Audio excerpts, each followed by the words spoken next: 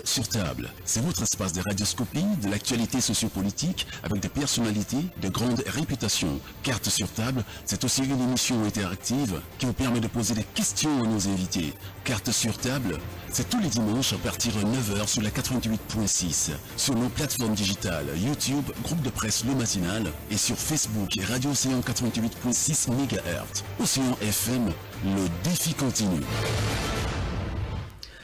Bonjour à tous. Cette semaine, l'actualité parlementaire est abondante. Reste le référent d'évaluation de la dynamique politique au Bénin.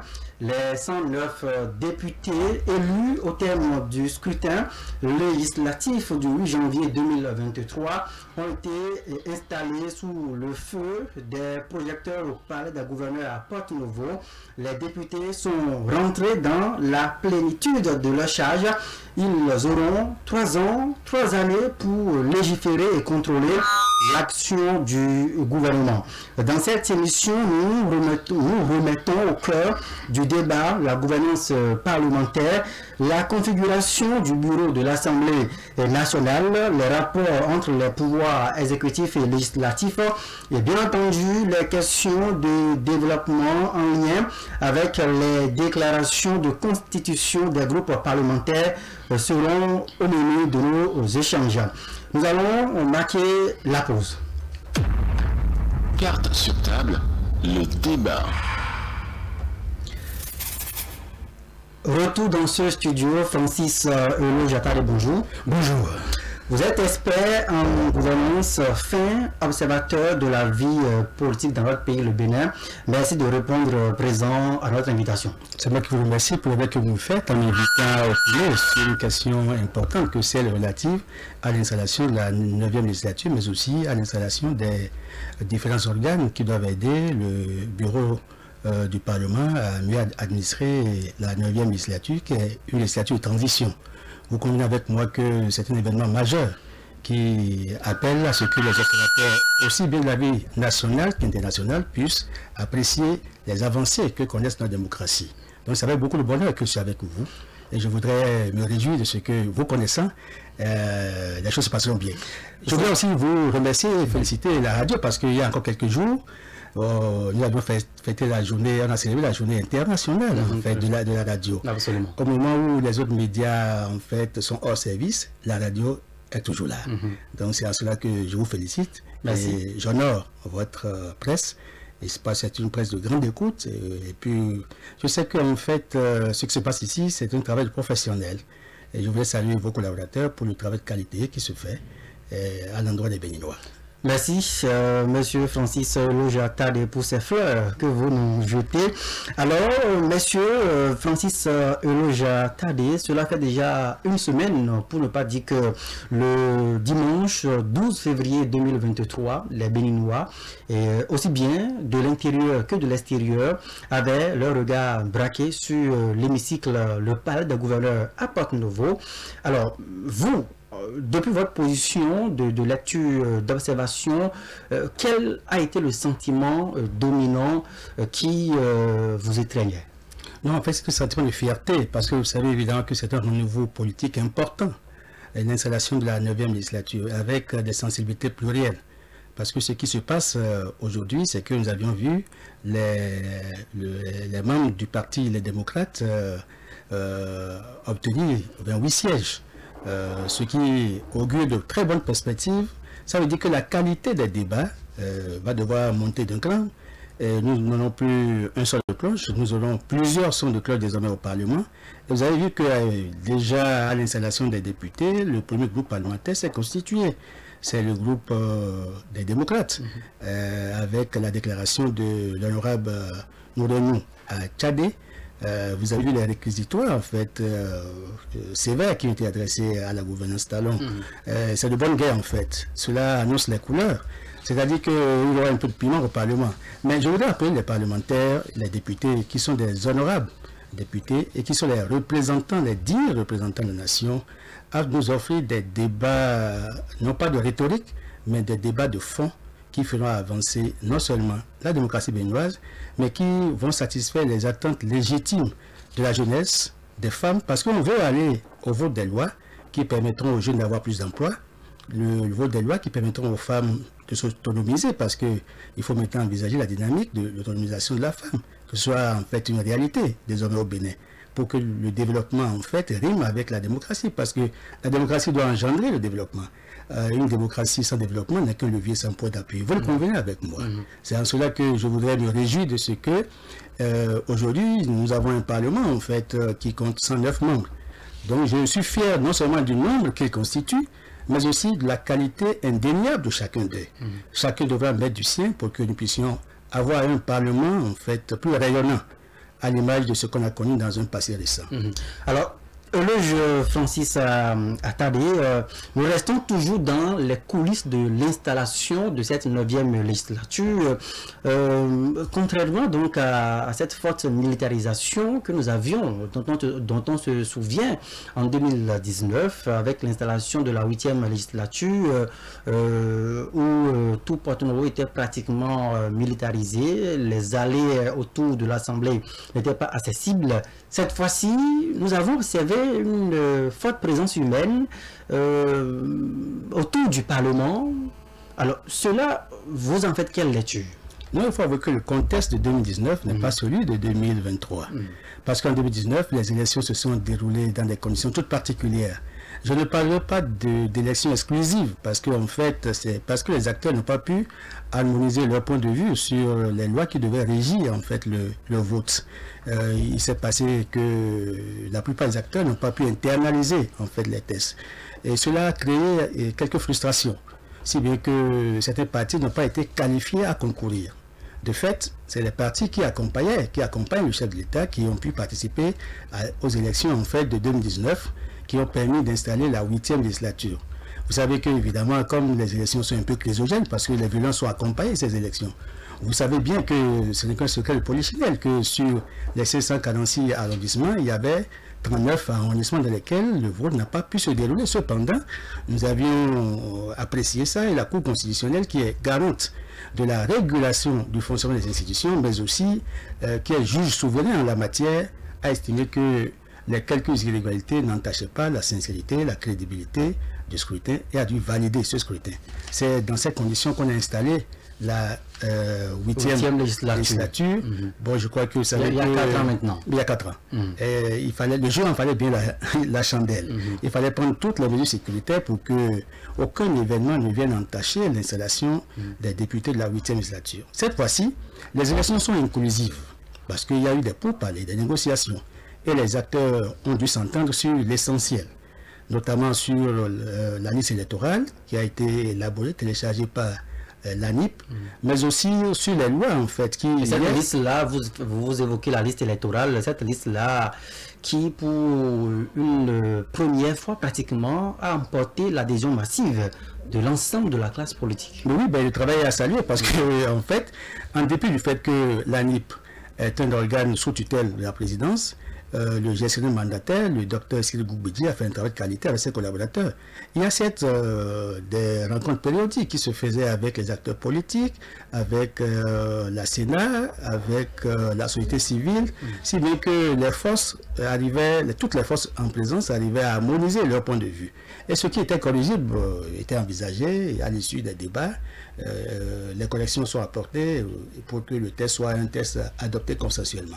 Ce qui a été fait, c'est que le travail qui a été fait, la liste qui a été produite est une liste qui n'est pas sujette à des polémiques. Même s'il y a quelques corrections à apporter à cette liste, je crois que les acteurs ont accepté le principe et ont tous adhéré, ont donné leur approbation à cette liste qui a servi en fait au vote de la 9e législature, qui est une législature de transition.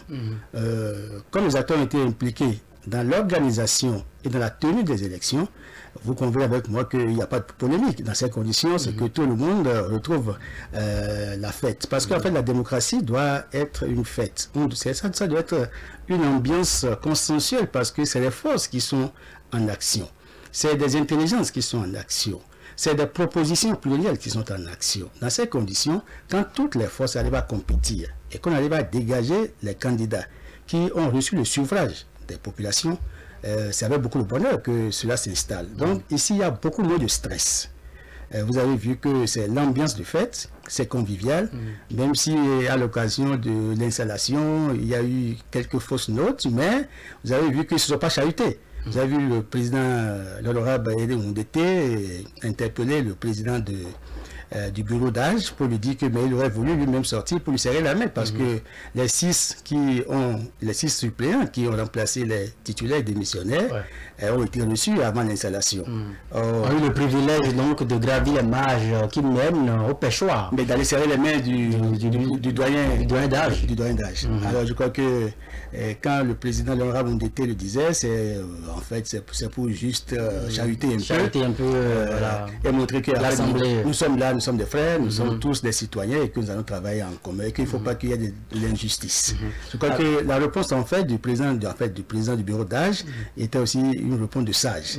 Donc ça n'a pas alimenté les clivages. Je crois que le travail s'est poursuivi sans qu'il n'y ait arrêt ou suspension. Donc vous liez cette ambiance festive apaisée que nous avons notée il y a une semaine, disons le dimanche dernier, vous liez cette ambiance-là à tout ce qui a précédé l'organisation et la proclamation des résultats. Oui, avant, pendant et après les élections. C'est-à-dire, les rapports ont été des rapports sains, des rapports conviviaux, donc c'est la bonne ambiance. C'est en fait sur des bases consensuelles avec une approbation. Dans ces conditions, quand toutes les parties sont impliquées dans l'organisation et à chaque niveau du palier, il y a eu des pourparlers, je crois que quand on s'entend dans une bonne intelligence, à l'installation, il ne peut pas y avoir de crise. C'est vrai qu'il y a eu quelques frictions lorsque l'unique parti d'opposition, pour ne pas le nommer, le parti d'opposition, les démocrates, lorsque ce parti avait commencé par revendiquer une certaine victoire, avec l'épisode également des recours qui ont été déférés devant la haute juridiction, les 7 sages de la Cour constitutionnelle. Il y a eu quelques frictions.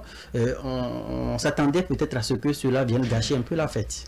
Non, écoutez, c'est le jeu démocratique en fait. Et dans une démocratie normale, il faut bien que les sensibilités puissent s'exprimer.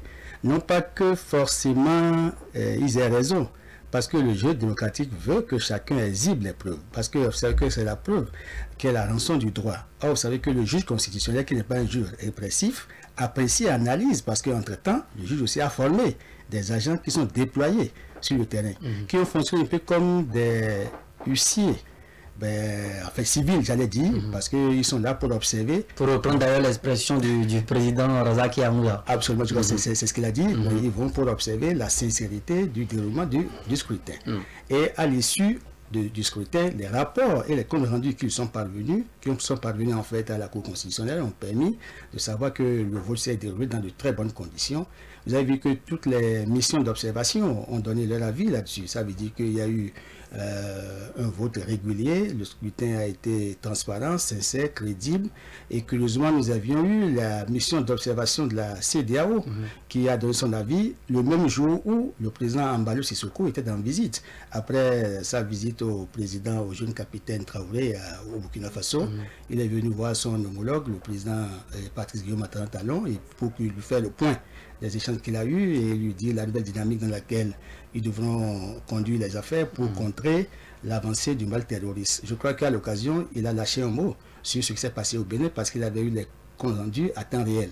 Et il s'est réjoui de la façon dont les élections se sont déroulées au Bénin et puis les conditions dans lesquelles ça s'est passé. Il a décerné un satisfecit aux organes en charge de l'organisation des élections, mais aussi au président Talon, dont le leadership a permis d'avoir des élections inclusives et transparentes. D'une part. D'autre part, il y a que les ambassadeurs en fait accrédités au Bénin, à l'occasion de la présentation du vœu au chef de l'État, ont dit évidemment tout le plaisir qu'ils ont eu à observer des élections qui sont déroulées dans de très bonnes conditions, que le Bénin est un grand pays, nous sommes un modèle, nous renouons avec les bonnes pratiques, nous serons toujours un laboratoire et on peut enseigner évidemment aux autres pays de l'Afrique. Vous savez évidemment qu'en 1990, au Mali, nous avions connu la conférence nationale qui a servi de rampe de lancement du Bénin sur la scène internationale.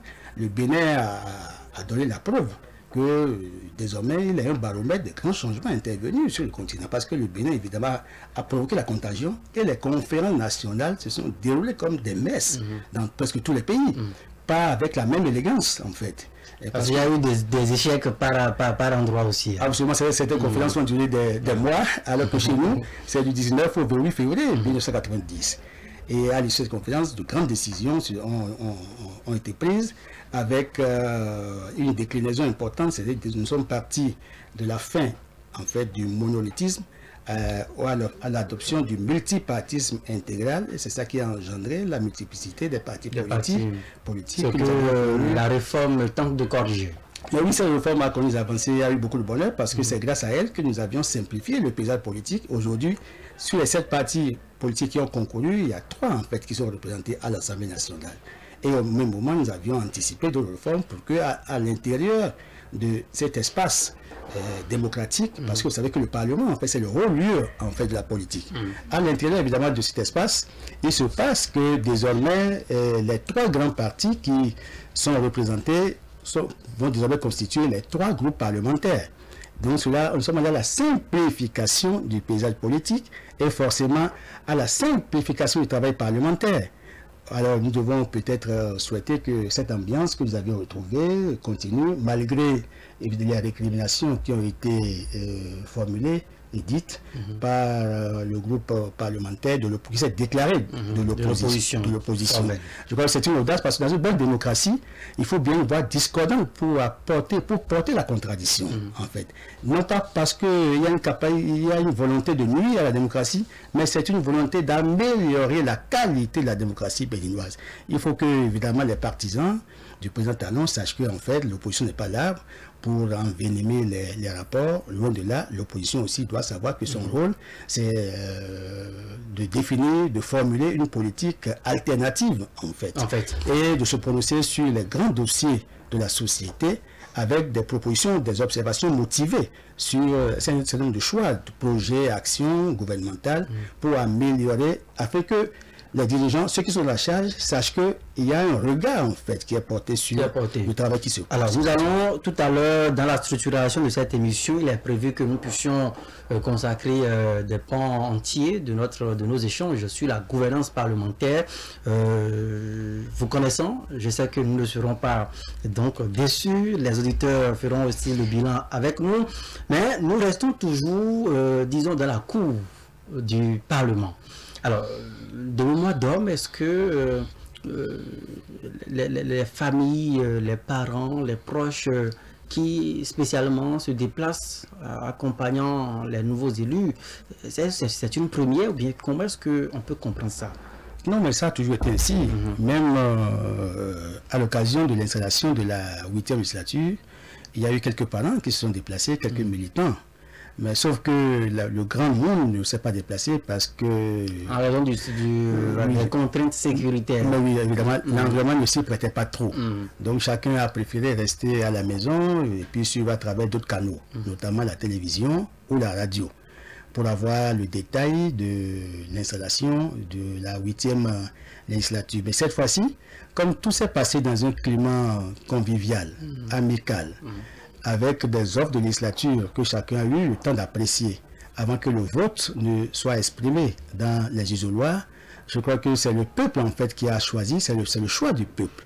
Et ce choix du peuple, forcément, s'est déroulé, s'est exprimé dans un environnement de paix, un environnement convivial. Et c'est ce qui justifie évidemment cette forte mobilisation des concitoyens pour aller voir, pour aller soutenir leurs parents, en fait, que ce soit des collègues du service, que ce soit des parents, des cousins, des membres du parti, des adhérents du parti, des sympathisants. Tous ceux qui, à un moment donné, ont été aux côtés d'un parti, ont estimé que c'est le moment venu de soutenir en fait ceux à qui ils ont donné mandat pour les représenter. En fait, parce que le Parlement, c'est un lieu de représentation nationale. Vous savez, il y a encore quelques années, pour ceux qui ont fait l'histoire athénienne, la démocratie athénienne, ils savent bien que le Parlement, c'était l'agora. L'agora, c'est la place publique. Parce que, évidemment, la dynamique démographique s'y prêtait. Aujourd'hui, pour 12 millions de personnes, les convoquer tous pour siéger, décider, c'est un peu difficile. C'est pourquoi, évidemment, on a défini la circonscription électorale pour qu'à l'intérieur de chaque circonscription, qu'il y ait un vote et que les citoyens se prononcent pour le choix de leur candidat. Et il y a eu des quotas qui ont été affectés à chaque circonscription électorale. Et à l'issue du vote, on a dégagé, par rapport aux nouveaux critères d'attribution des sièges sur les partis qui ont ravi les sièges qui sont disponibles au Parlement. Et je crois que c'est une avancée normale. Il faut s'en réjouir parce que notre démocratie, elle est représentative en fait. Mais les députés se doivent en fait de rendre compte chaque fois parce que ils sont redevables. J'allais justement vous poser la question pour dire finalement que doivent faire ces députés pour que la liesse qu'on a observée le dimanche dernier ne se transforme pas aussi en une sorte d'expression de l'amertume dans le rang de cette même population qui aujourd'hui semble avoir leur accordé une certaine onction populaire. Vous m'obligez à recourir en français facile à un ouvrage qu'on appelle Mamadou et Bineta sont devenus grands. Vous et moi certainement avions eu l'opportunité de parcourir ça quand on était au primaire. Alors l'auteur Léon Deris a fait poser une question à un de ses personnages. Il lui a dit, mais à l'école, que vas-tu faire, petit enfant? Et à l'enfant de lui répondre, je suis venu en ce monde pour être utile, pour être juste, pour être bon. Je ne suis encore, il est vrai, qu'un petit enfant, mais je veux être un homme. Alors, la même question peut se reposer de d'autres façons. Alors, chers députés, alors, au Parlement, qu'est-ce qu'il faut aller faire, en fait, pour voir si les parlementaires, en fait, les députés, aujourd'hui, connaissent les missions constitutionnelles qui sont dévolues. Ce qui est clair, c'est qu'en fait, le Parlement, c'est l'émanation du peuple. Et les députés ont des missions constitutionnelles. Les prérogatives, c'est qu'ils ont le vote des lois. Donc, la Constitution leur confère, en fait, une prérogative, vote des lois. Et la seconde prérogative, c'est le contrôle de l'action gouvernementale. Vous savez évidemment que sur le vote des lois, on peut se réjouir de ce qu'il y a une dynamique qui est en cours. Et il faut veiller à ce que les lois votées soient des lois utiles, les lois pertinentes, des lois qui tiennent compte des aspirations et des attentes des populations, des lois qui permettront évidemment de lancer le Bénin sur l'orbite des pays émergents. Mais des lois qui encadrent la vie sociale, des lois qui tiennent en compte le bon vivre, le vécu quotidien des citoyens, pour que chacun se sente concerné par la présence de ces députés au Parlement. D'une part. D'autre part, sur le contrôle de l'action gouvernementale. Et là, il y a eu beaucoup de problèmes. Et je crois que plusieurs législatures sont passées et on n'a toujours pas eu de satisfaction. Il y a un peu comme un goût d'inachevé à ce niveau. Pourquoi? Vous savez évidemment que je ne veux pas faire le procès à Boni Yayi pendant qu'il était là. La législature, je crois, qui est venue avant... la 7e, la 6e. Je crois la 6e. Il y a eu quelques problèmes, par exemple, par rapport à la consommation de certains crédits. Si bien que les partenaires ont dû, ils ont dû suspendre. Résilier donc peut-être le contrat ou priver le Bénin de renouvellement, de ressources simplement. Les archives sont là et on peut les interroger. Vous savez, je connais le projet Éducation 4 qui devait nous permettre d'avoir, je crois, 12 milliards de fonds au niveau du groupe de la Banque mondiale. Ce projet Éducation 4 devait permettre à l'époque d'avoir un lycée agricole à Savalou, un lycée technique agricole à Djougou, un lycée commercial industriel à Zové, et puis 200 modules de classe. Je crois, si le souvenir est exact, je crois qu'ils le sont. Bon, nous avions perdu parce que c'est lié en fait à l'erreur des cadres, mais aussi au manque de contrôle de l'action gouvernementale. Et quand on a perdu, qu'est-ce que le gouvernement a trouvé à faire? Le ministre de l'Éducation à l'époque, le ministre de l'Enseignement secondaire à l'époque, a lancé un téléthon de 120 jours pour équiper nos collèges. Comme le ridicule ne tue pas la démocratie comme les nôtres, bon, les gens ont fait le téléthon, ils ont levé des fonds et puis ils ont investi pour réaliser des choses. Alors qu'il y avait 12 milliards disponibles pour cette activité. Si le Parlement contrôlait en fait, jouait pleinement son rôle. Quand moi je fais des émissions et que je suis fatigué, il m'arrive de prendre des produits pour me donner encore du sang neuf. Et il y a un produit que je prends à la pharmacie qu'on appelle Vitalose. Donc il faut, et ça permet de requinquer en fait le corps. Ça permet aussi de requinquer le Parlement. On peut dire qu'il faut revitaliser le contrôle parlementaire de l'action gouvernementale. Aujourd'hui, c'est ça le premier défi. Vous savez évidemment qu'on a perdu 7 milliards par exemple pour les projets délégation. C'est le projet Papi, je crois, un truc comme ça.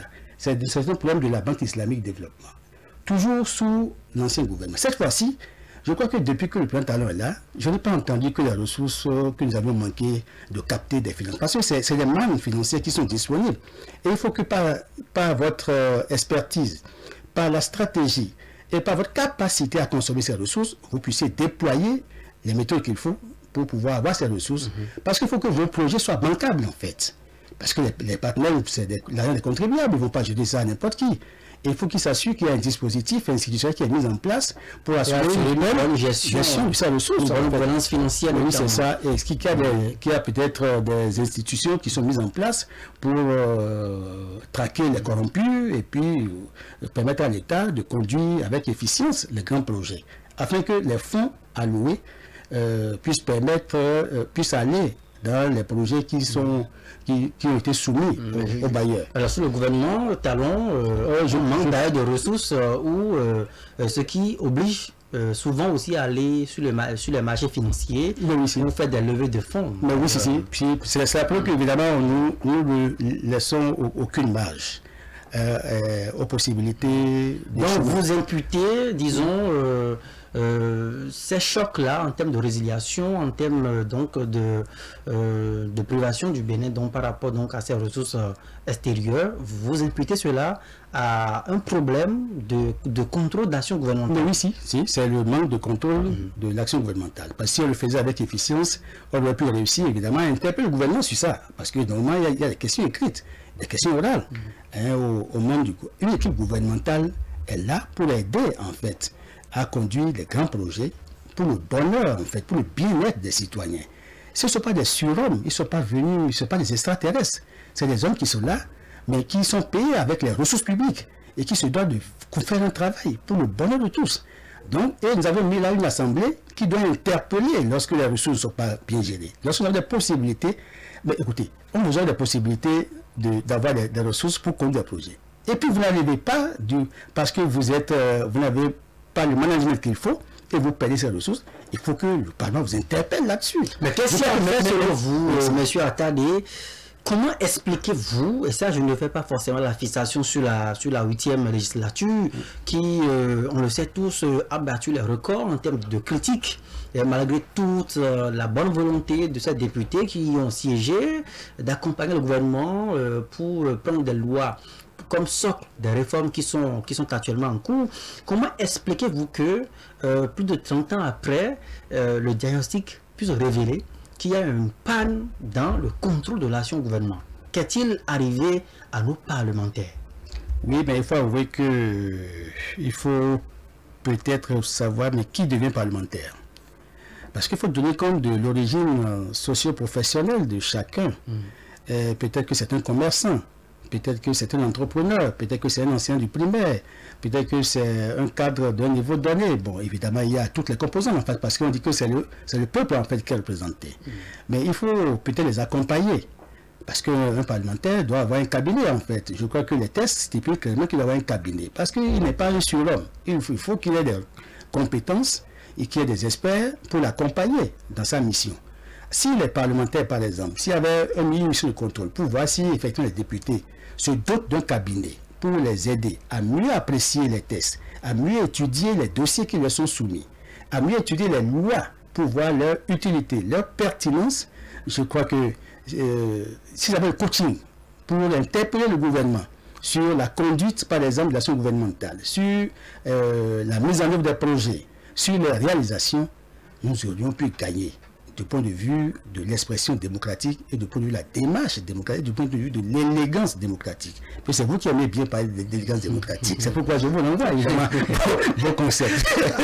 Donc il faut évidemment que désormais, dorénavant, qu'on insiste sur la nécessité que chaque député ait son cabinet. Le cabinet peut être fait de sociologues, de juristes, en fait, des compétences qu'il faut pour l'aider. Parce que le député n'est non plus spécialiste de tout. Non plus. C'est vrai qu'il y a des structures d'appui au Parlement. Nous avons aujourd'hui l'Institut parlementaire. Oui, il y a l'IPAB qui est là. Il y a aussi une unité d'analyse, de contrôle et d'évaluation du budget. Donc ça vient en appui à l'administration parlementaire. Il y a aussi plusieurs projets qui appuient en fait. C'est vrai qu'il y a des séminaires parlementaires aussi qui se tiennent. Cependant, ça ne suffit pas. Il faut avouer évidemment. Donc il faut que ces parlementaires, en fait, qui n'ont pas eu une longue expérience, parce que parmi eux, il y a un renouvellement. Mais je crois si mes calculs sont exacts, il doit y avoir 64 nouveaux qui ont été. Absolument, 64 nouveaux députés sur les 109. Alors, si c'est le cas, on a besoin encore de les coacher, de les former. C'est en cela que je voulais saluer l'initiative qui a été menée par les démocrates, parce qu'ils sont allés à une retraite à Posotomé, où le président Yahi Boni était avec eux, et nous d'été, Nourenou Achadé et tout le reste, pour un séminaire en préparation, évidemment. Un séminaire d'imprégnation de la pratique parlementaire. Je crois que c'est indispensable. Je ne dis pas qu'il faut tricher forcément, mais il est indispensable que les autres partis trouvent la formule pour que les députés, ceux qui sont élus, qui représentent le peuple, bénéficient des formations du genre, pour qu'il n'y ait pas de ratés, des fautes d'écoliers, par exemple, au Parlement, c'est pas agréable. Parce que le Parlement, en fait, c'est un peu comme si c'est une structure d'appui à l'action et de contrôle à l'action gouvernementale. Donc, elle offre les moyens, mais pas derrière le contrôle aussi. Mais oui, parce que vous savez que si le Parlement ne vote pas le budget, le gouvernement ne peut pas avoir le coup de fouche pour agir. Donc, c'est le Parlement qui offre les moyens légaux d'action, en fait. Parce que le gouvernement ne peut pas prendre des décisions si les lois ne sont pas votées. Donc, surtout même la loi de finances. Vous savez qu'il y a eu, par le passé, des blocages. La loi de finances est souvent une loi stratégique. Oui, ici, parce que disputée et discutée. Mais oui, c'est le seul rendez-vous autour duquel on arrive à avoir l'exécutif. Or, en principe, on devrait pouvoir interpeller l'exécutif par le moment. Je ne dis pas que les deux institutions, en fait, qui sont des institutions passeurs, parce que c'est des institutions, il y a l'exécutif et puis il y a le Parlement qui est une institution de contre-pouvoir, en fait. Et les rapports parfois sont incestueux, ce qui est à décourager, mais c'est des rapports complices qu'on peut avoir, pas des rapports incestueux. Ils peuvent s'entendre en bonne intelligence pour que le pays marche. Mais si ça devient incestueux, ça veut dire que dans la complicité, il peut s'entendre. Vous n'êtes pas de l'école qui professe une séparation rigide des pouvoirs. Non, c'est pas possible, ça ne peut pas marcher. Ça ne peut pas marcher. C'est pour cela que vous savez que tous les présidents font l'effort d'avoir une majorité au Parlement pour avoir la possibilité de mettre pacifiquement, harmonieusement et méthodiquement en œuvre leur programme d'action. Par exemple, dans ce contexte précis, il y a le PAG 2021-2026 qui a commencé par être mise en œuvre. Il faut bien évidemment que le chef de l'État, qui est là, l'exécutif, ait l'appui du Parlement pour une conduite efficiente en fait des actions. Autrement, c'est que s'il y a blocage, le résultat, in fine, c'est le peuple en fait qui en souffre. Donc il ne faut pas que les deux institutions se regardent en chien de faïence. Alors, ce qu'on a reproché en fait au Parlement, je crois au moment où Mathurin Nagou était encore là, c'est le fameux la fameuse sirène ping-pong là. Donc il ne faut pas qu'il y ait un ping-pong et que les gens votent les yeux fermés. Il faut évidemment avoir les yeux fermés, c'est intervenu sous le gouvernement Talon. C'est vous qui le dites, je sais. Les ponts étaient sous le gouvernement Yahi. Après, sous Talon, on a demandé à ce qu'on vote les lois les yeux fermés. Mais bon, ça a fait rigoler un peu. Chaque président avait son style. Non, je crois que le président, il le disait à l'époque, c'est un moment où il présentait son programme d'action pour la première fois.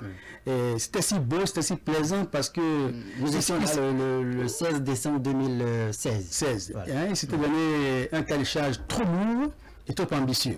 Et il a estimé qu'on devait l'aider à aller plus vite. Avec une célérité. Ah mais oui, c'est ça. C'est en cela qu'il disait que non, vous pouvez, il faut voter les yeux fermés pour qu'on puisse aller plus vite. Parce que le contenu était déjà si beau qu'on ne pouvait pas forcément demander de disséquer. Mais vous savez que c'était un visionnaire anticipateur. C'était un bon communicant par ailleurs. Mais oui, si. Alors, Francis Elojatade, parlons toujours des causes. Nous allons continuer par poser le diagnostic sur ce qui fait souvent que les parlementaires s'écartent de la mission de contrôle de l'action gouvernementale, parce que ceux qui nous suivent actuellement, nous sommes à l'orée donc de l'installation de ce Parlement pour le compte de la 9e législature, et la population se disent encore une fois, est-ce qu'on ne va pas encore une fois être berné avec un refus soit tacite de contrôle de l'action du gouvernement? Et donc on va continuer par évoquer donc les causes.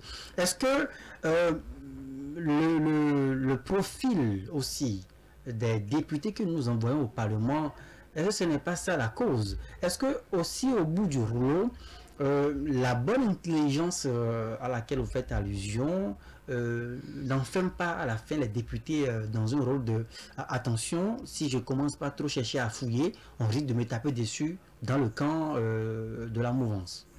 Ce que vous dites ne manque pas de pertinence, mais je voudrais vous rappeler que c'est heureux que nous soyons en train de mettre en place les organes.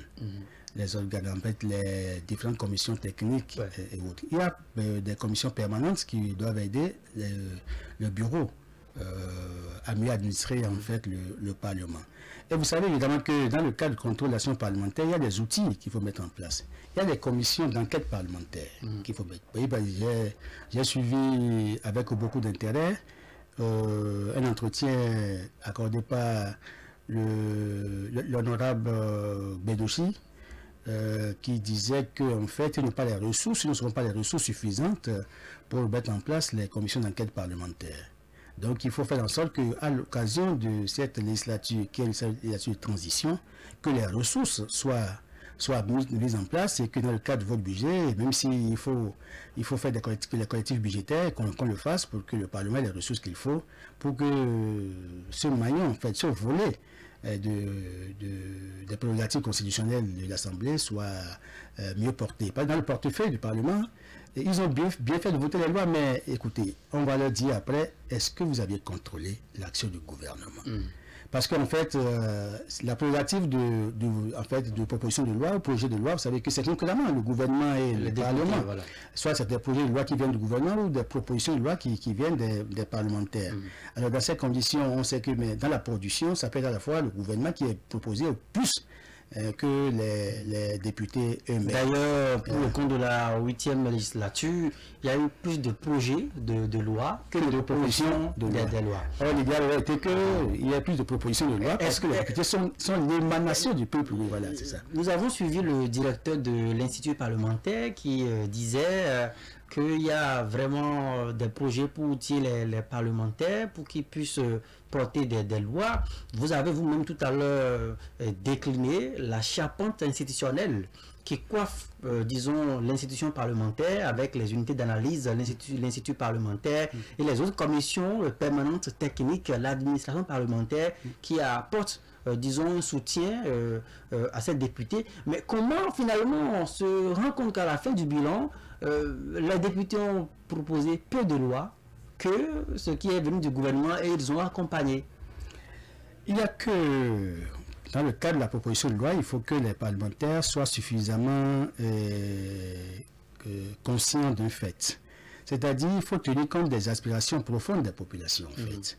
Donc, il faut qu'à l'occasion de leur tournée, qu'ils puissent interroger, questionner et savoir quels sont les besoins réels. Puis, c'est en fonction des besoins qu'on peut télécharger, qu'on peut formaliser, en fait, les textes de loi. Et les lois sont impersonnelles et doivent disposer pour l'avenir. C'est aussi bien pour régler les problèmes d'aujourd'hui et de demain. Donc, c'est pour aider les générations actuelles et futures. Donc, dans ces conditions, il faut que les parlementaires soient en contact avec les populations, qu'il y ait des échanges, qu'il y ait l'interface qu'il faut pour qu'ils puissent tenir compte des desiderata, des aspirations réelles des populations. Et comme ça, s'il y avait un dialogue franc entre les populations et les députés, ils auraient pu identifier les besoins, en fait, besoins sécuritaires, besoins en électricité, en énergie, besoins en ci, besoins en ça. Donc, l'ensemble des besoins, en fait, peut être formalisé en des textes de loi. Et il y a plusieurs commissions, en fait, qui font le tri pour mettre la forme qu'il faut. Et la commission de loi est là, parce que vous savez qu'il y a 5 commissions, en fait. Il y a la C1, la C2, la C3, la C4, la C5. Bon, évidemment, vous savez que toutes les commissions ont compétence par rapport à certains sujets, en fait. Donc, en fonction des sujets, la spécificité des sujets, les commissions donc reçoivent, en fait, les tests et leur donnent les formes qu'il faut, puis les traitent avant de les envoyer à la plénière. Et je crois que si les lois tiennent compte vraiment des attentes des populations, ça va pouvoir passer au niveau de l'exécutif. Parce que ce sont des propositions.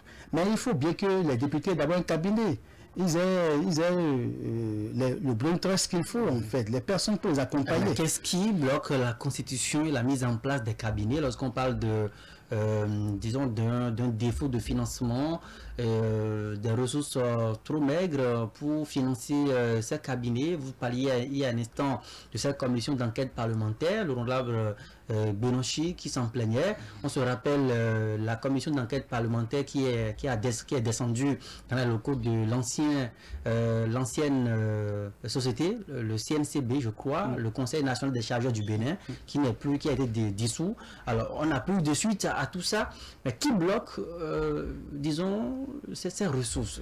Oui, vous me permettrez d'apporter une précision, en fait. Au sujet des cabinets constitués par les députés, il n'y a pas de problème. Les ressources sont allouées. Mais c'est les députés, en fait, curieusement, ce n'est pas pour quelle raison, n'arrivent pas à mettre en place. Or, lorsque des fonds sont destinés à une mission et que ces fonds sont détournés, on appelle ça, le jargon, vous le savez, ce n'est pas moi qui vais qualifier, il y a des gens qui qualifient au mieux ça. Les députés savent, si des fonds sont alloués, par exemple, à l'adduction d'eau et que ces fonds ne se retrouvent plus dans la ligne, si ces lignes sont supprimées, on doit pouvoir expliquer pourquoi ces fonds n'ont pas servi à cette mission-là. Là, il devait avoir une suite pénale aussi à ces actions voilà, de réorientation pour faire plus court des ressources quand même. Mais il y a quand même le ministère des Finances qui alloue les ressources qui doit pouvoir suivre. Parce que les parlementaires, c'est eux qui contrôlent l'action du gouvernement, mais qui les contrôle? C'est un peu comme les juges. Vous, les juges, vous nous jugez, mais qui vous jugez là, vous les juges? Donc il faut qu'on sache en fait qui sont ceux qui doivent en fait contrôler les parlementaires. Surtout en ce qui concerne l'allocation des ressources et la gestion des ressources. Je crois que ça revient au ministre d'État chargé des Finances. Le ministre Wadaï doit pouvoir avoir... Je sais qu'au niveau de la justice, il y a ce qu'on appelle l'inspection judiciaire qui doit quand même vérifier un peu comment se passe à l'intérieur de la justice. Nous avons maintenant mis en place une Cour des comptes qui doit avoir compétence pour voir comment est-ce que les finances publiques sont quand même gérées. Oui, la Cour des comptes ne traite que les dossiers qu'on lui envoie en fait. Donc il faut dire que l'IGF, que l'inspection générale du ministère, en fait, fasse son travail et que les rapports, s'ils sont certifiés, soient transmis pour que ceux qui sont mis en cause soient écoutés. Donc il faut que les structures, chaque structure joue pleinement son rôle. Je n'ai rien contre les députés. C'est les 10 représentants du peuple. Et je salue, en fait. Vous me permettrez évidemment l'occasion d'ailleurs de leur souhaiter une robuste santé à l'ORI cette année, parce qu'ils sont dans la charge. Et je souhaite que cette année soit pour eux une année de compréhension mutuelle, de pardon, et surtout une année de réconciliation. On a fini avec la guerre, il faut qu'on puisse apprendre à terre nos querelles historiques et que maintenant qu'on se mette en place pour travailler pour le Bénin, car c'est ce que nous avons en partage. Les générations vont partir, mais le Bénin sera éternel. Donc ils sachent qu'ils ne sont pas immortels. Donc ils ont intérêt à faire un travail de qualité pour que leur nom soit dans les annales. Parce que les archives sont toujours là et on va interpréter. Mais il y a des députés qui ont passé 4 années au Parlement sans, disons, même dire bonjour à leur mandant, au mandant de leur circonscription, pour ne pas dire, mais ils n'ont jamais participé au débat parlementaire. Il y a aussi le problème de l'absentéisme aussi que nous notons au Parlement. Le dimanche 12 février dernier, après juste cette installation, se posait la question de savoir est-ce que ces 109 députés que nous avons vus seront vraiment assidus au Parlement. Alors, vous qui observez aussi l'actualité politique dans notre pays, le Bénin, cette émission, c'est aussi une tribune d'analyse, mais également de conseils aussi. Alors, qu'est-ce qu'on doit faire pour traiter ce mal? Je crois que nous avons des travers qu'il faut corriger. Ce que vous identifiez, ce que vous doitez, et le mal que vous doitez, ce n'est pas un mal spécifique simplement au Parlement. C'est une épidémie. Et je crois que le chef de l'État et son gouvernement font l'effort de corriger au mieux les travers, en fait, ce qui nous empêche d'avancer. Et les parlementaires, en fait, les députés qui sont là doivent savoir que, étant émanation du peuple, ayant reçu le pouvoir du peuple, ils ont à rendre compte, en fait. Et c'est parce qu'ils n'ont pas lu, pour la plupart, ceux qui ne vont pas rendre compte là, ils n'ont pas lu intégralement les tests, en fait, intérieurs, le règlement intérieur, normalement. Il y a des tests qui sont assez expressifs sur le comportement, les attributs, en fait, des députés. Donc, ils doivent pouvoir eux-mêmes. Le tout ne suffit pas de prendre service, de porter l'écharpe et d'avoir le véhicule fonction et puis les émoluments et se balader. Tout beau. Non, il faut quand même qu'on ait les écharpes, les costumes, les cravates, voilà. Non, c'est si beau, c'est plaisant parce que je n'ai rien contre. Je trouve que ça donne des envies. C'est prestigieux. Oui, je suis fier d'avoir les honorables là, mais je les veux plus travailleurs, plus investis dans la cause et surtout plus sensibles aux problèmes qui minent nos sociétés. Parce que le chef de l'État, le gouvernement seul ne peut pas corriger en fait les travers de notre société. Il faut qu'ensemble, nous puissions nous mettre en unité pour travailler et donner les modèles. Nous devons avoir de bons repères en fait. Chacun doit pouvoir faire, je crois, la saisie interne, l'introspection il faut faire l'introspection et puis savoir à peu près qu'est-ce qui ne va pas à moi, qu'est-ce que je dois corriger pour donner le meilleur de moi, la meilleure version de ma personne. Chaque député, il leur faut en fait des coachs et des managements. Parce qu'il faut être un manager quand on est député. Il faut avoir un bon coach pour donner le meilleur de soi. Car au-delà de tout, être parlementaire, on doit pouvoir vous apprécier sur votre capacité à produire en fait. Il y en a qui sont improductifs et c'est ça qui est regrettable. On doit les amener à produire. Et c'est en cela que le mal dont vous parlez, je dis que ce n'est pas spécifique au Parlement, c'est spécifique à l'administration publique en fait, et tout ce qui va avec. Et là, il faut que nous trouvions des stratégies pour encourager peut-être le mérite dans nos structures, dans nos agences, dans nos institutions. Mais est-ce que au fond, au-delà évidemment de la grande chancellerie, parce que ça met du temps à venir pour qu'on vous décore pour ce que vous faites. Absolument. Mais trouvons les mécanismes, par exemple, il faut qu'il y ait une politique nationale de promotion du mérite. Vous songez le mécanisme d'évaluation des parlementaires à l'interne? Oui, pour ça créer la reconnaissance. Oui, je crois qu'il faut comme des motivations. Des motivations au sein du Parlement. Au sein du Parlement pour les amener à plus davantage. Et ça va mais est-ce que ça ne serait pas peut-être budgétivore en plus déjà des lignes de crédit qui sont destinées à supporter leurs frais de location, leurs véhicules de fonction, tout le prestige qu'il y a. Et vous savez aussi que les députés dans nos sociétés, notamment le Bénin, sont à une certaine échelle où c'est pas comparable à celui qui est au SMIC à 52 000 aujourd'hui, monsieur Attalé. Je crois qu'évidemment, c'est un job extrêmement saisonnier. Vous savez que 4 ans, c'est encore une saison. 5 ans, c'est une saison. Vous faites 4 ans et puis aller prendre votre retraite avec les émoluments. Mais j'en connais qui ont fait juste un mandat, mais qui ne sont plus là. C'est dommage, c'est regrettable. Mais ils auraient pu capitaliser, évidemment, le travail parlementaire et faire davantage. En fait, ce que je dis, c'est ceci. La qualité a un prix. Et notre démocratie n'est pas une pays démocratique depuis 1990 à nos jours. Dans les grandes démocraties, c'est la motivation qui permet aux gens de produire. Vous avez les parlementaires en fait, que vous voyez en France, aux États-Unis et ailleurs, sont productifs parce qu'autour d'eux, il y a quand même un brain trust. Parce qu'autour d'eux, il y a des gens qui leur disent on attend de vous que vous fassiez ci ou ça. Parce qu'ils sont en contact permanent avec leur mandat. Donc, il faut qu'évidemment, il y ait des sensibilisations, un coaching, et à l'intérieur, évidemment, des gens parlementaires, que le bureau s'arrange pour trouver des managers, des coachs, pour permettre aux députés, à travers des séminaires, de donner le meilleur d'eux-mêmes, pour être assez, pas de dire représentants de la nation. Est-ce que vous pensez qu'on doit aller à une relecture du règlement intérieur? Mais le règlement intérieur a été relu plusieurs fois. Non, c'est pas. Comme dirait l'autre, le B n'a pas nous n'avons pas un problème de test, mais nous avons un problème de tête. Je crois que c'est un peu savoureux, cette formule. C'est que chacun doit pouvoir avoir la conscience du devoir. Parce que pour chaque mission, il y a quand même une motivation qui est là. Et cette mission, vous devez être performant. Si vous n'êtes pas performant, ça veut dire qu'on doit pouvoir trouver la formule pour vous amener à faire mieux. Je ne dis pas qu'il faut sanctionner les députés, mais il y a des mécanismes à l'interne qu'on peut trouver. Mais vous savez, il y a des missions pour lesquelles on les envoie. Si vous n'êtes pas productif, vous n'avez pas des missions. Et quand ils vont à des missions, ça permet d'arrondir au mieux tout ce qu'ils gagnent là. J'en connais qui sont allés à des missions hors du Bénin, ils sont allés au Rwanda, il y en a qui sont allés pour des missions de contrôle dans tout le pays pour voir à peu près la question du repas chaud dont on parle dans les écoles. Les cantines scolaires, comment ça se fait. Donc il y a des missions et puis tout ça c'est payé, c'est pas gratuit. Donc c'est pas n'importe qui qu'on envoie en mission. Il faut envoyer en mission ceux qui sont productifs, qui veulent travailler.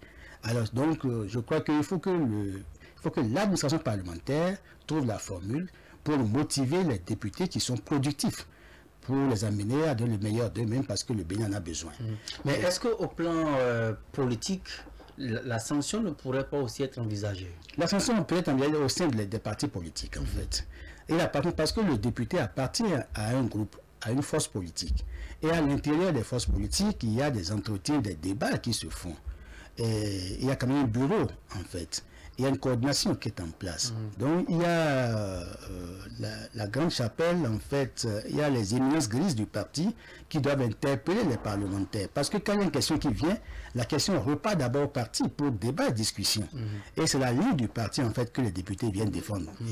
Déjà, ça part avec les groupes parlementaires. Mais oui. Et ce sont l'émanation aussi des partis politiques auxquels vous faites allusion. Donc c'est les mêmes, en fait, c'est les mêmes individus qui sont au sein du parti, mais également à l'Assemblée.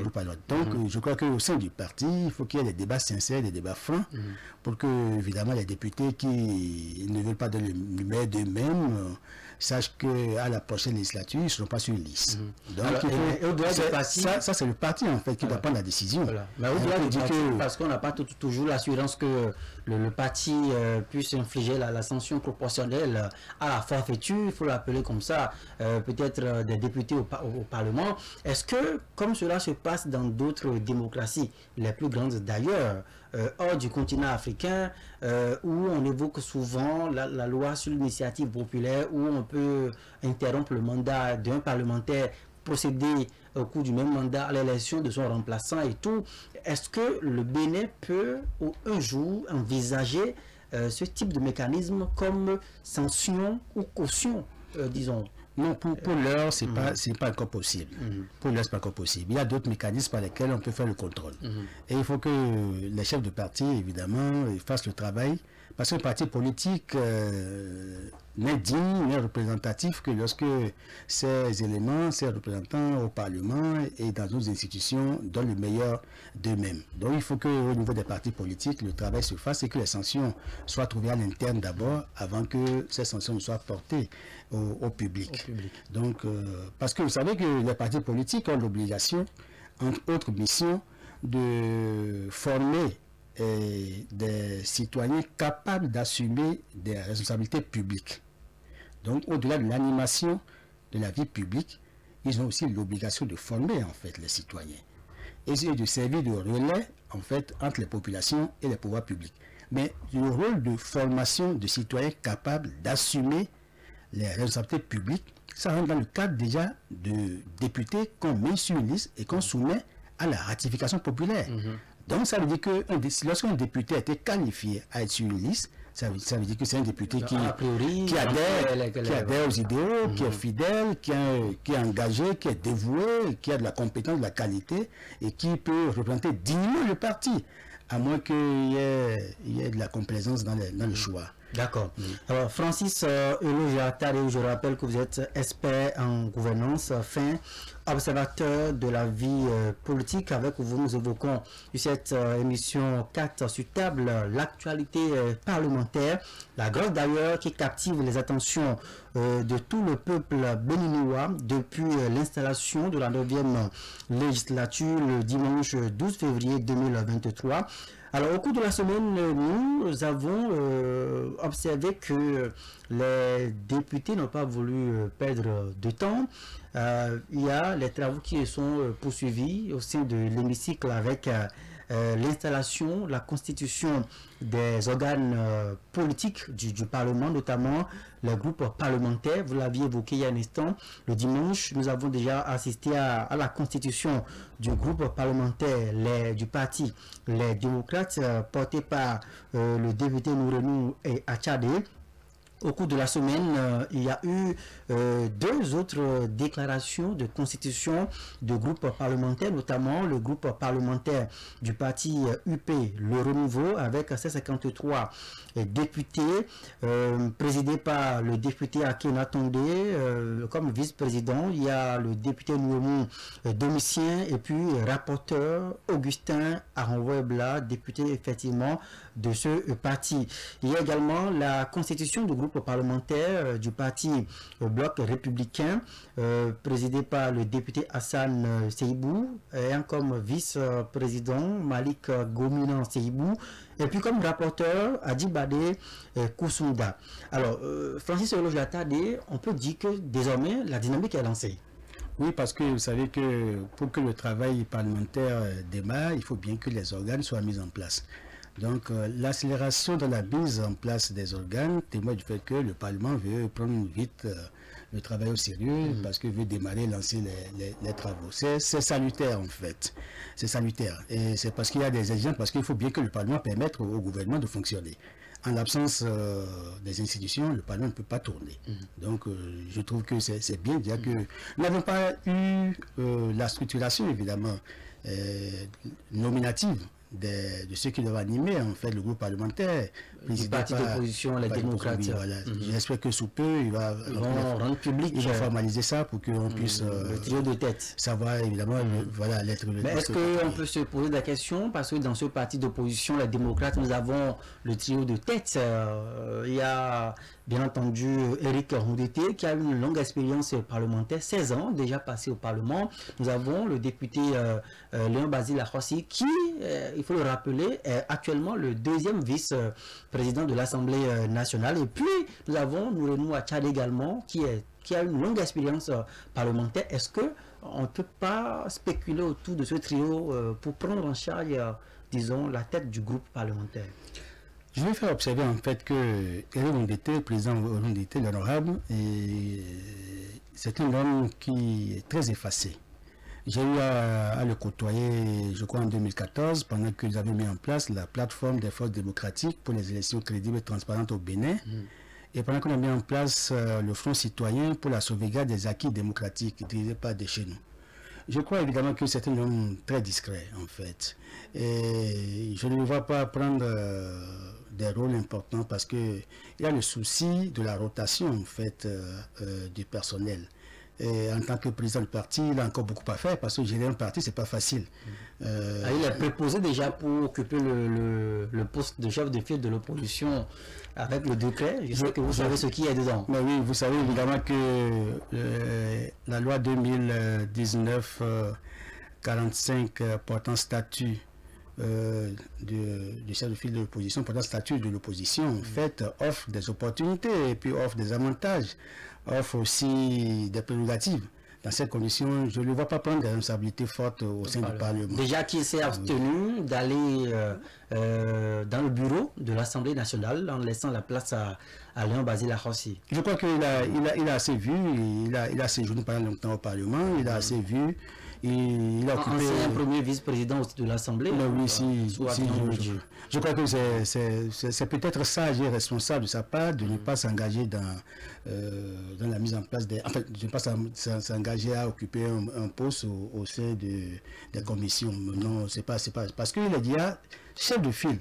Et puis, ça lui confère un statut particulier. Et puis, en plus de ça, il a le parti à animer et à lui donner un ancrage, parce que vous savez que si on doit encore contrôler nos partis politiques conformément aux tests, aux précisions de la loi, il y a beaucoup de partis qui vont fermer parce que la loi fait obligation à chaque parti d'avoir des bureaux dans chaque département. Vous voyez que si on fait le tour, il y en a qui ne sont pas présents partout.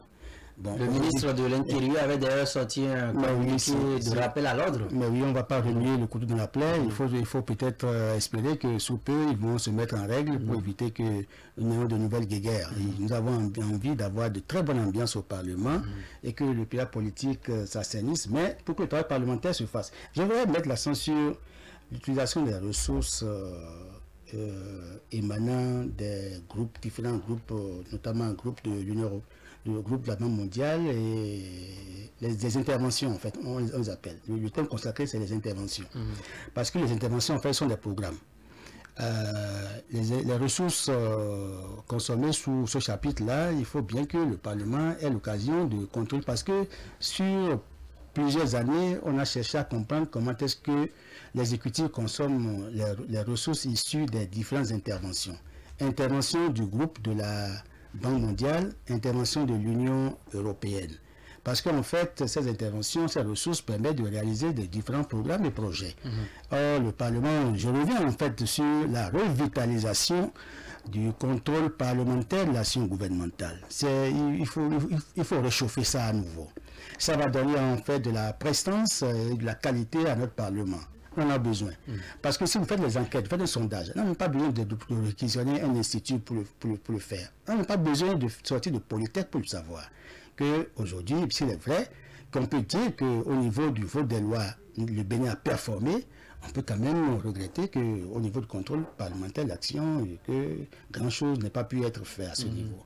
Il faut que, pour la crédibilité du Parlement, et je nourris l'espoir qu'avec la présence de l'opposition, les débats fructueux se feront. Et je voudrais en fait mettre l'accent sur la qualité des débats, que ce soit des débats de fond, des débats qui font avancer. Je ne veux pas des débats de rhétorique, parce que c'est plaisant parfois de voir les intellectuels s'exercer ce qu'on appelle de la masturbation intellectuelle, parce que là c'est la science qui se théâtralise. Ça fait plaisir tout ça, mais ça ne fait pas avancer. Il faut que nous ayons des débats qui nous font avancer, des débats qui permettent de faire des choix pertinents, des choix idoines, qui vont aider le gouvernement à avancer, mais aussi qui vont permettre aux membres de l'équipe gouvernementale de se prendre au sérieux. Parce qu'en fait, un ministre n'est sérieux que lorsqu'il sait qu'il doit être interpellé par le Parlement. Parce que les ressources, là, le gouvernement va lever des fonds. Mais ces fonds, c'est le pays en fait, qui est endetté. C'est vous et moi. C'est nos enfants. C'est tous les Béninois qui, peut-être sur 25 ans, sur 50 ans, je ne sais pas sur quelle base les accords de crédit ont été signés. Peut-être qu'il y a des crédits qui vont couvrir 50 ans ou 25 ans. Le gouvernement peut-être va finir son mandat au bout de deux quinquennats. 10 ans. Bon, hein, bagage. Bon, sauf extra. Alors, quand c'est comme ça, ben, le reste, c'est que le gouvernement, l'administration est en continuité, ceux qui viendront vont continuer à gérer évidemment ce passif, ils vont s'arranger à apurer le passif. Or, si ces dettes ne sont pas, ces crédits ne sont pas bien gérés avec efficience, c'est qu'on aura endetté le pays pour rien. C'est en cela qu'évidemment on dit aux parlementaires, aux députés qu'ils ne sont pas là simplement comme des gadgets. Hein, ils sont là pour qu'on puisse les inscrire dans les annales, en fait, comme ça qu'ils ont fait le travail de qualité. Alors, nous avons lu la déclaration de constitution de ce groupe parlementaire. Sans surprise, le groupe parlementaire Bloc républicain et le groupe parlementaire du parti UP Le Renouveau ont clamé encore une fois leur soutien, disons, au gouvernement du président Patrice Talon. Ils sont engagés, bien entendu, à apporter leur caution aux réformes politiques, aux réformes économiques, aux réformes sociales, aux réformes aussi institutionnelles, et pourquoi pas aussi une caution à apporter aux différentes lois qui seront proposées par le gouvernement. Est-ce que, de ce point de vue, Patrice Talon peut se dire enfin ouf? Il y a eu plus de peur que de mal lorsqu'on sait qu'il y avait eu quelques supputations après les élections quant à une certaine alliance incestueuse entre un certain parti et puis avec le parti d'opposition, les démocrates. Vous voulez parler en fait du bloc républicain et des démocrates. Heureusement que le secrétaire général Abdoulaye Biotchadé est venu au pupitre pour clarifier en fait le jeu et dit que son parti continue d'accompagner, de soutenir les réformes et d'accompagner le chef de l'État. C'est assez clair désormais. Non, c'est le contraire qui m'aurait surpris, qu'ils ne disent pas qu'ils accompagnent. Là, ce serait un séisme politique. Et c'est jamais vu. C'est que on aurait dit que le ciel nous est tombé un matin. Nous n'avons même pas la tête sur le guidon, dans le guidon, mais nous avons la tête dans les rayons, si on apprenait ça. Il faut dire en fait que le chef de l'État, Patrice Talon, est venu avec l'esprit des réformes, avec un leadership fort.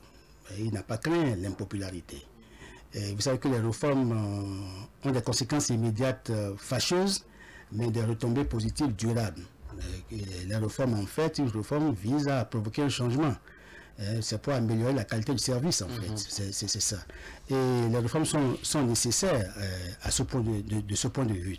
Et vous savez que les réformes politiques, les réformes que nous avons engagées au plan politique, au plan institutionnel, au plan judiciaire, au plan économique, au plan socio-culturel, visent essentiellement à apporter un bien-être aux populations béninoises. L'idée de la réforme est à saluer. Il faut y mettre de la pédagogie. Et il faut que le Parlement accompagne. Et la majorité du chef de l'État au Parlement doit accompagner ces réformes pour que, in fine, nous puissions nous assurer que le Bénin a connu une transformation dans tous les secteurs de la vie nationale. Et c'est ça l'objectif poursuivi par les réformes.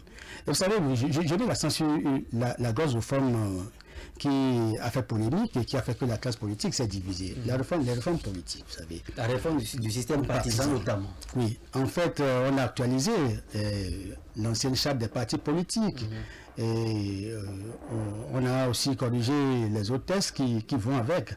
Évidemment, vous savez que l'ancienne charte des partis politiques avait une faiblesse.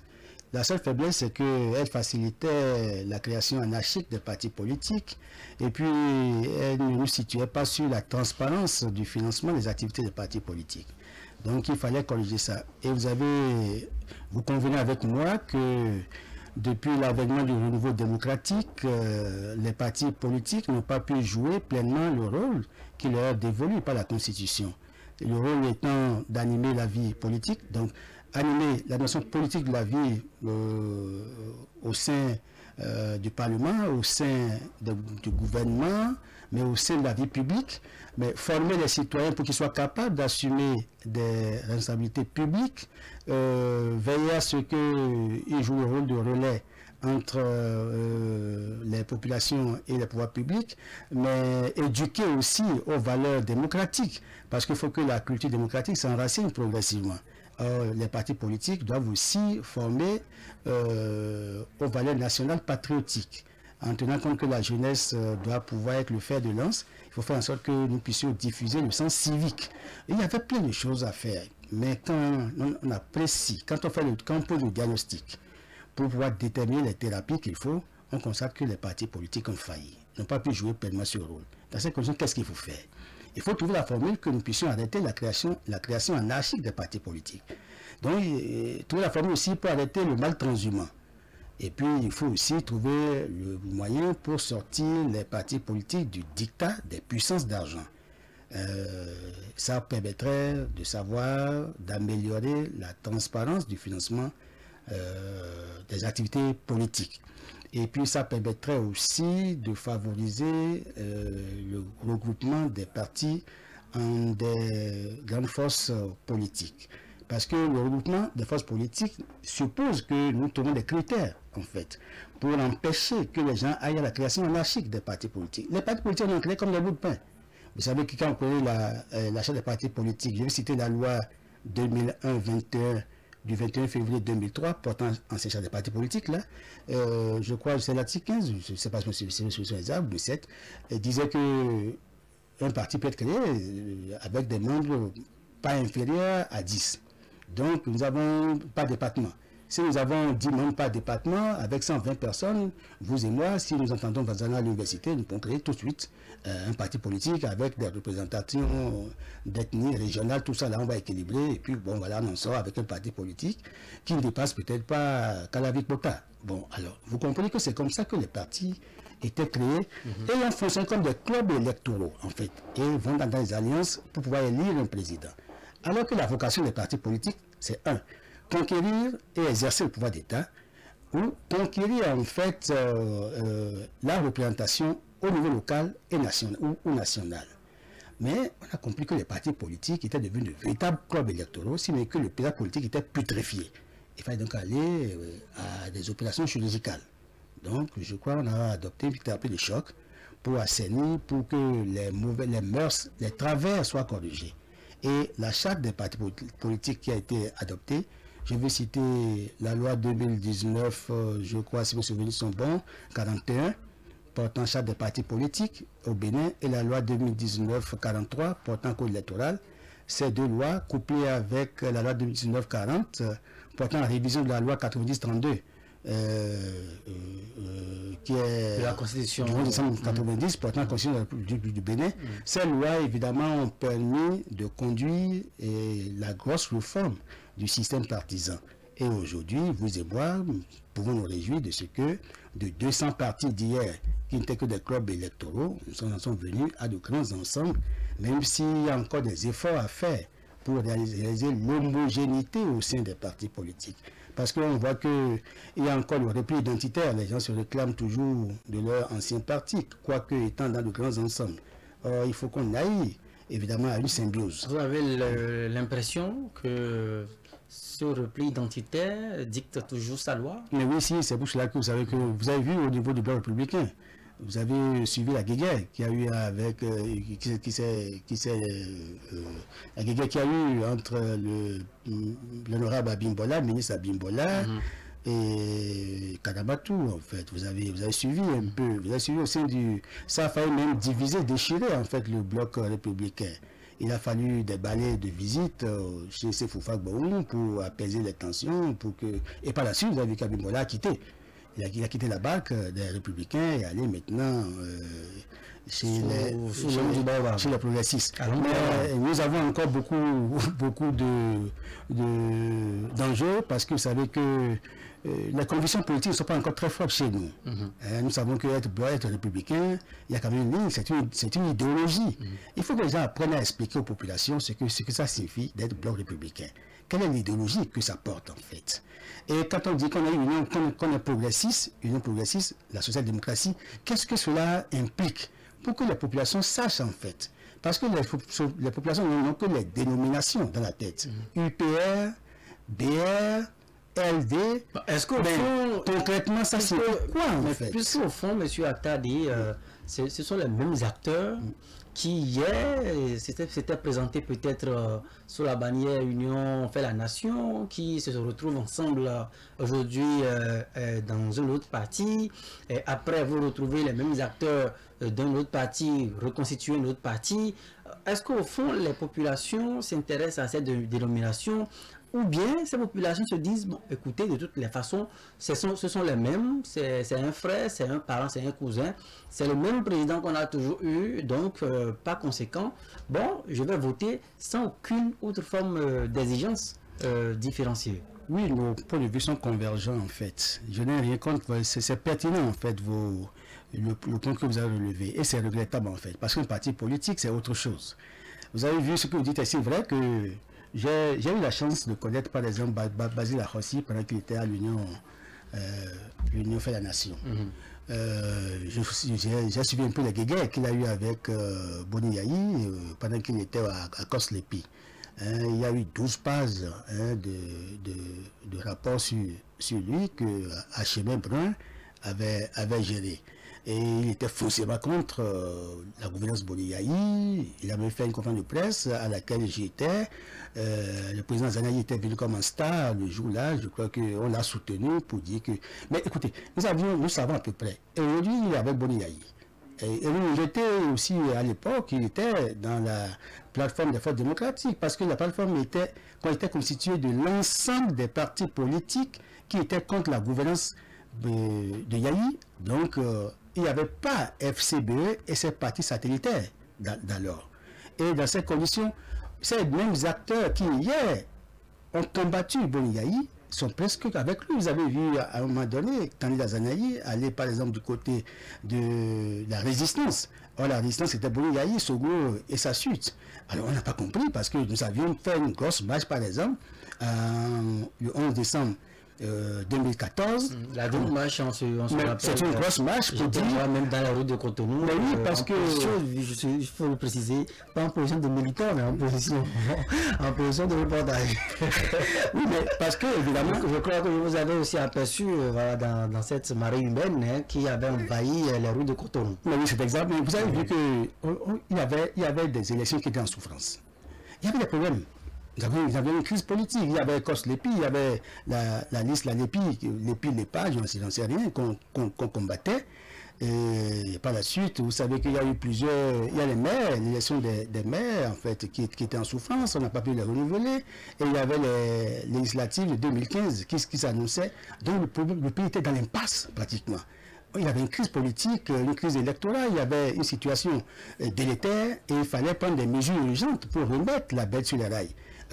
Je crois que la Cour constitutionnelle d'alors a trouvé la formule.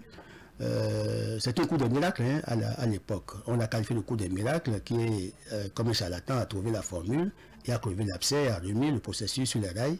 C'est ce qui a permis d'aller aux élections de 2015 pour avoir évidemment la 7e législature.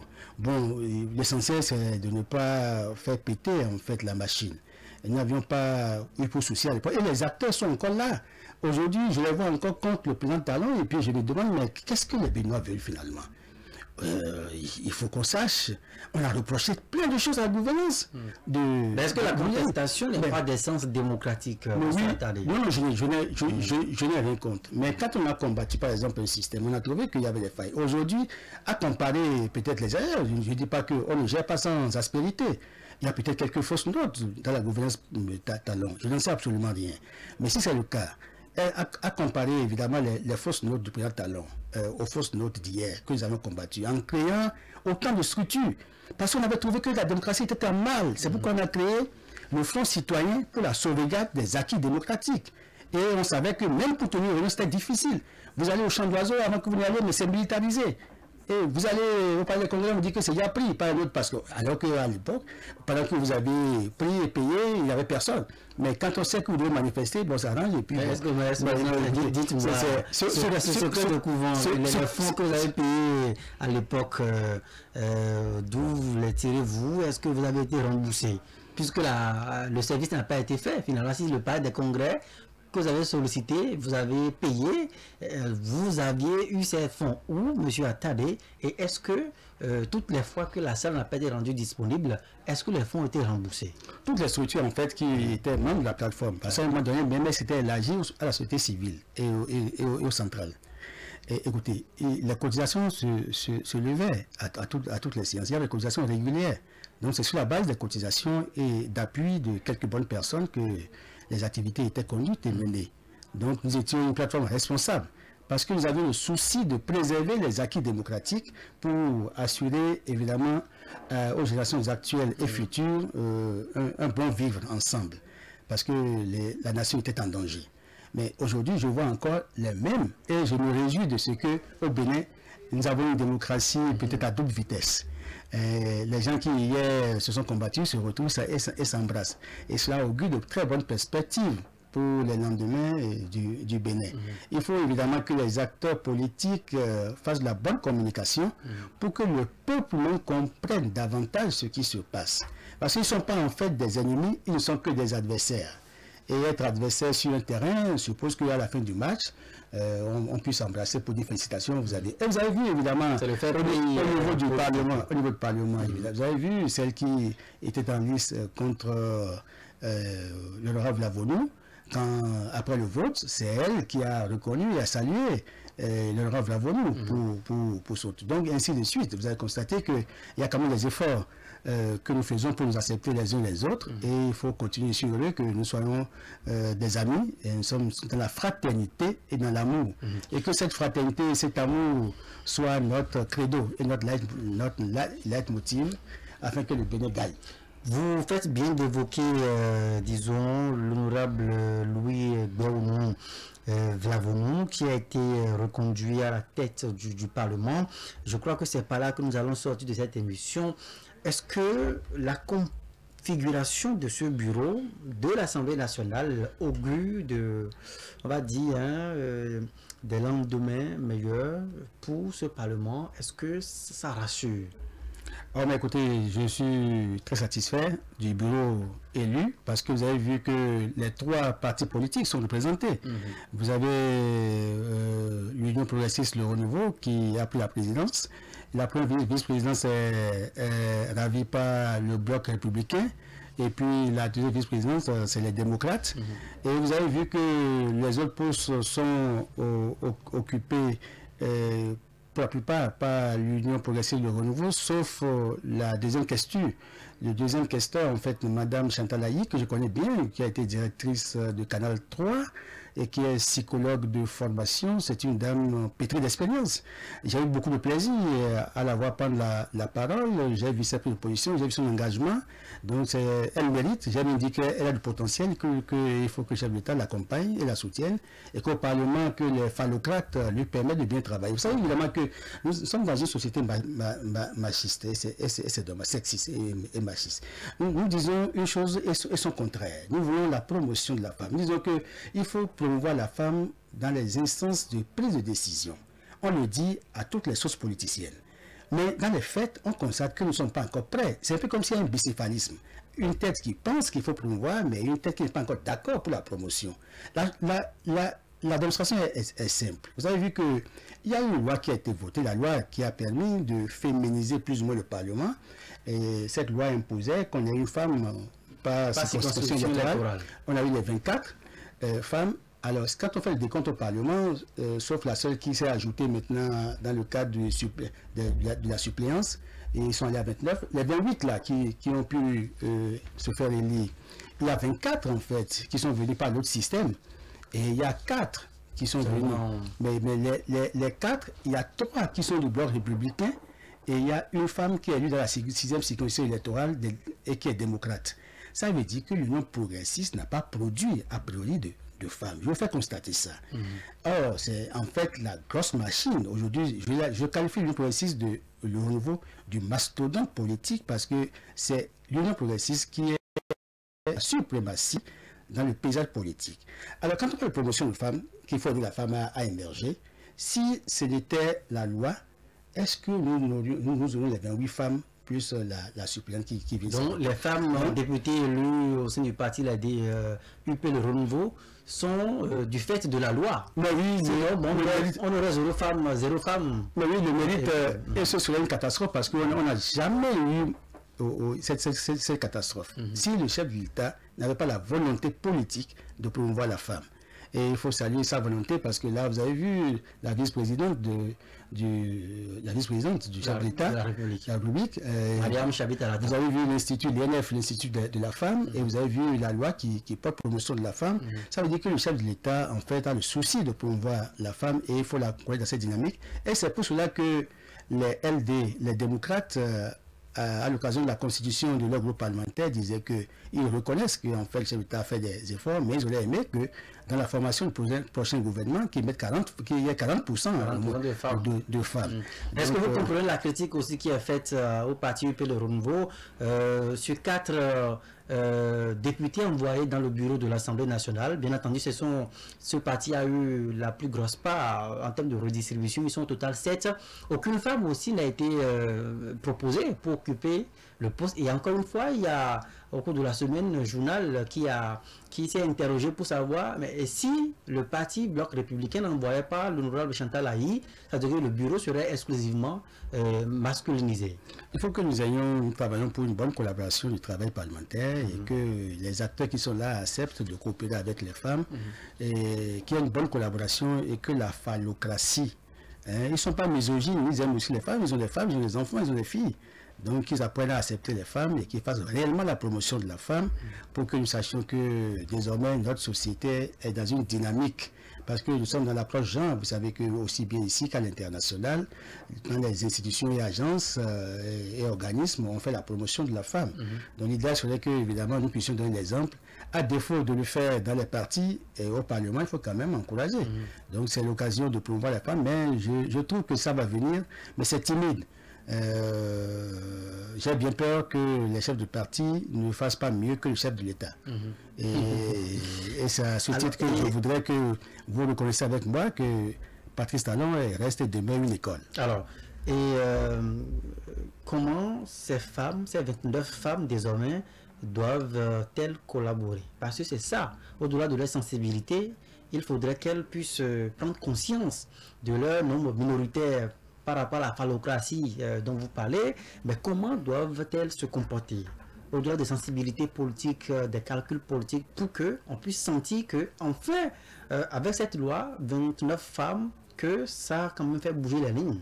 Je vais 3 niveaux d'intervention. Le premier niveau, c'est qu'il faut déjà commencer par sensibiliser leurs maris, leurs époux, et leur dire de prendre beaucoup patience, d'accepter que dans le cadre de l'accomplissement des missions désormais républicaines, que les femmes travaillent, parce qu'au Parlement, le travail parfois va au-delà de 0 à 1 heure, parce que vous savez que beaucoup de lois se votent nuitamment.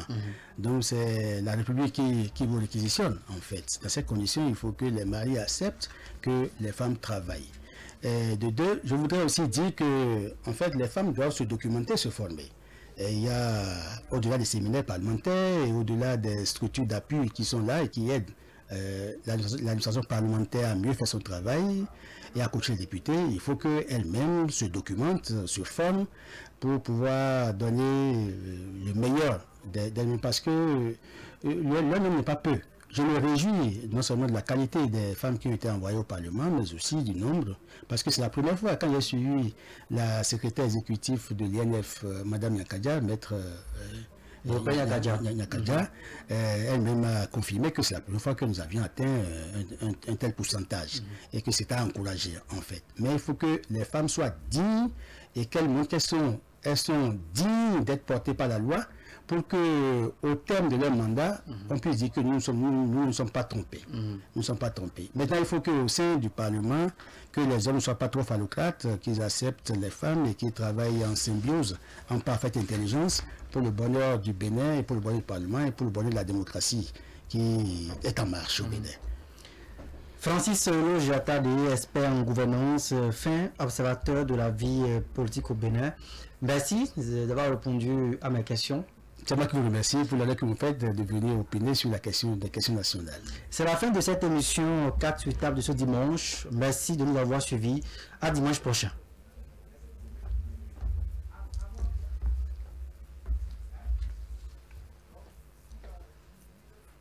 Mesdames, messieurs, comment ça va chez vous?